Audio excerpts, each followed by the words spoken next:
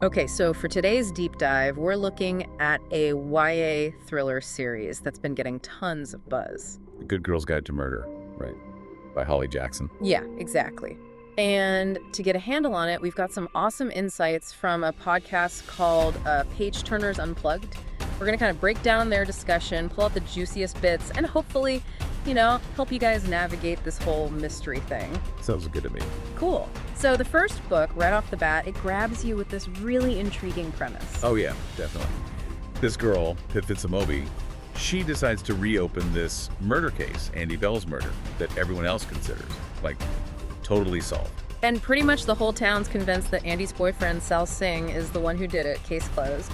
But according to Page Turners Unplugged, Pip starts picking up on these inconsistencies, like little things that don't quite fit. Right, and she approaches it all very methodically, almost like a school project, which is interesting, but then things get real and she finds herself in some seriously dangerous situations. Yeah, and what I find super cool is how the author, Holly Jackson, pulls you into Pip's world through all this mixed media stuff, interview transcripts, texts, police reports.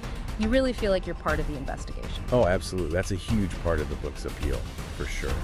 And of course, we can't forget Pip herself. She's like the ultimate YA heroine. Smart, fearless, super logical. And stubborn. Yeah, definitely stubborn. And maybe a tad obsessive, like her bedroom is literally a crime investigation room. Which honestly is kind of awesome.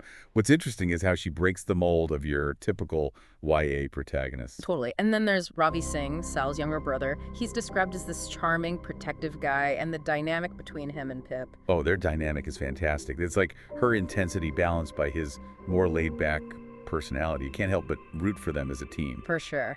Now, talking about the mystery itself, the biggest takeaway from the first book is the killer's identity. You think it's going to be this obvious suspect, Max Hastings, But plot twist. It's someone totally unexpected, someone hiding in plain sight. classic thriller move, keeps you guessing until the very end. And Pip's story, well, it doesn't end there. From what they said on Page Turners Unplugged, the next two books, Good Girl, Bad Blood, and As Good as Dead, take her on this wild ride. Her character arc is insane. It really makes you wonder what she goes through to change so much, right? Right. And this whole evolution speaks to some deeper themes that run through the series. It's not just about solving crimes, it's about justice, morality, and the impact of trauma on Pip as the series progresses. By the third book, she's a changed person, like she's carrying the weight of all her experiences. Heavy stuff. Yeah. And speaking of heavy stuff, Page Turners Unplugged mentioned the ending, and apparently it's caused quite a stir among readers. Oh yeah, it's definitely controversial. But they seem to think it was like a necessary ending to Pip's journey, even if it divided people. Definitely makes you think.